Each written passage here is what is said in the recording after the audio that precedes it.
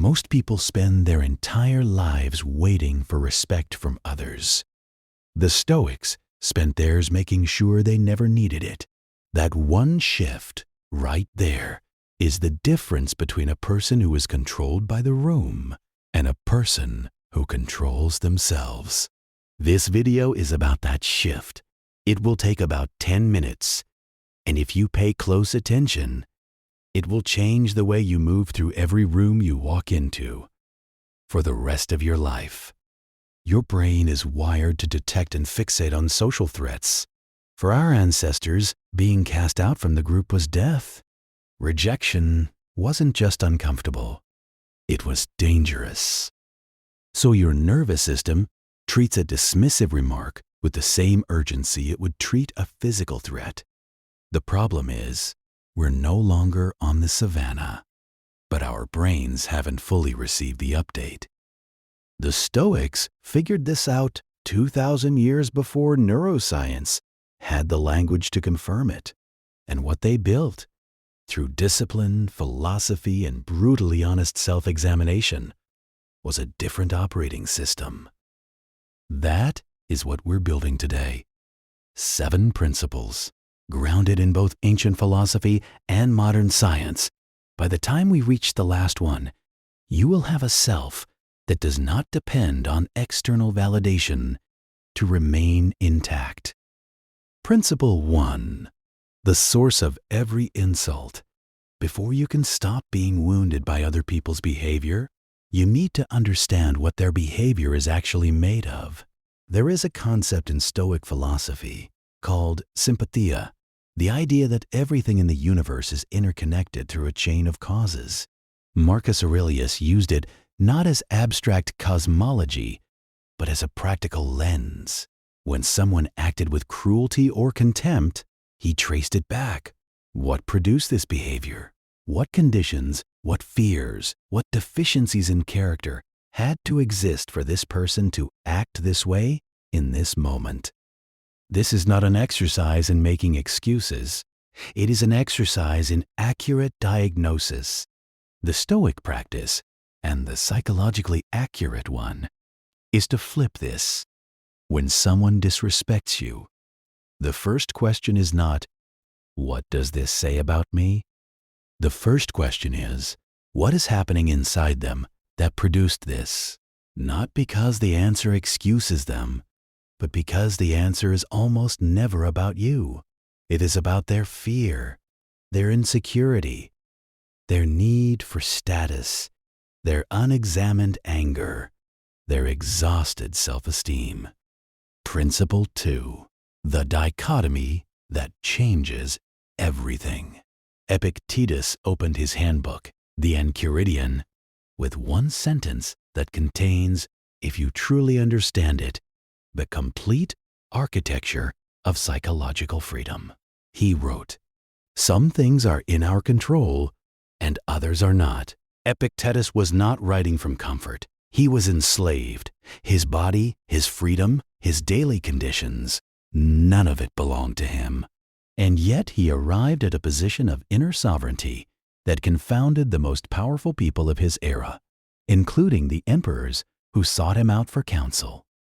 How? By identifying with precise surgical clarity the exact boundary of his actual jurisdiction, his opinions, his intentions, his values, his choices. These were his. Everything else, what people thought of him, how they treated him, what they said, was outside the fence. Principle 3. Silence as a complete response. We have been trained by almost every cultural force around us to believe that the strongest response to disrespect is a powerful verbal counter. The cutting comeback, the devastating reframe, the one-liner that shuts everything down. This belief is not only wrong, it actively works against you. Here is what actually happens in a high-tension social moment when someone says something disrespectful in front of others. Everyone in the room, whether they show it or not, turns their attention to you, not to the person who spoke, to you. They are watching what you do next. And in that moment, the most powerful signal you can send is not words. It is composure. The Stoics understood something that took social psychology centuries to document. The person who controls their affect in a high-stakes social moment controls the status dynamics of that moment. They signal, I am not threatened by you. I am not moving at the pace your provocation demands. This is not passivity. This is the highest form of active control. When you choose silence, not the silence of someone who has been defeated, but the calm, level silence of someone who has already assessed what is happening and found it unworthy of their urgency, you do something no verbal response can do. Principle 4, how to rewire the threat response. Understanding these principles intellectually is one thing. Executing them in the moment when your amygdala is already firing is something else entirely. So let's talk about the mechanics. When you perceive a social threat, which is exactly what a public insult or dismissal triggers, your brain activates a cascade. The amygdala flags danger. Cortisol and adrenaline flood your system. This is why you think of the perfect response 3 hours later. Your prefrontal cortex was partially offline when you needed it most. You were operating from an older, faster, less precise part of your brain. Neuroscientists call this amygdala hijack, a term coined by psychologist Daniel Goleman. And the research on how to interrupt it is precise and actionable. The first tool is the physiological sigh, a double inhale through the nose, followed by a slow, extended exhale through the mouth. The second tool is labeling. Silently, internally, name what you're feeling. I notice anger. I notice humiliation. I notice the urge to react. Neuroscientist Matthew Lieberman's research at UCLA shows that simply naming an emotion in language reduces amygdala activation significantly.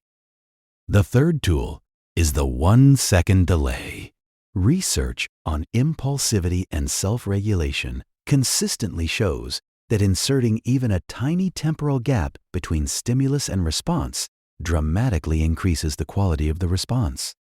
The Stoics called this prosoche, sustained, deliberate self-attention. Count one full breath. These are not metaphors. They are neurological levers. Use them, and you will say something completely different. Principle 5, building a self that cannot be reduced. All the tools in the previous principles help you manage the moment. But there is a deeper question that determines how vulnerable you are in the first place. And it is this: where does your sense of worth come from? If the honest answer is, from how well others respond to me, then no amount of Stoic technique will give you lasting stability. When these needs are met intrinsically, from within, through your own choices and values, people demonstrate high psychological well-being, resilience, and what researchers call stable self-esteem. When they are met only extrinsically, through approval, applause, and status signals from others, the same needs produce fragility. Any withdrawal of approval becomes a crisis. The Stoics called the extrinsic version living according to opinion, and they considered it the most dangerous way a human being could organize their inner life. Marcus Aurelius wrote in his private journal, "Not for any audience. You have power over your mind, not outside events. Realize this, and you will find strength." Every day, there are moments where you choose well, and no one sees it. You stay disciplined when it would have been easy not to. You tell the truth when a convenient lie was available. You choose patience when irritation was justified. You do the work when no one is checking. These private moments are the actual raw material of stable self-worth. Not the feedback, not the performance review, not the likes. Principle 6. The long-term answer to chronic disrespect. Not all disrespect is a one-time event. Some of it is a pattern. A colleague with a habit of undermining you in meetings. A family member who reliably diminishes your choices. A relationship where contempt has become a default mode of interaction. And in these cases, all the inner equanimity in the world doesn't solve the structural problem, which is you are repeatedly placing yourself in proximity to someone who treats you without dignity. The Stoic answer here is not confrontation, and it is not silence. It is something more precise. It is the gradual, deliberate, unemotional reduction of access. The Stoics believed that your attention is a form of currency, and like all currency, it must be allocated with intelligence. Given your genuine presence, your warmth, your energy, your real thoughts to someone who consistently treats them with contempt is not generosity. It is a misallocation of finite resources.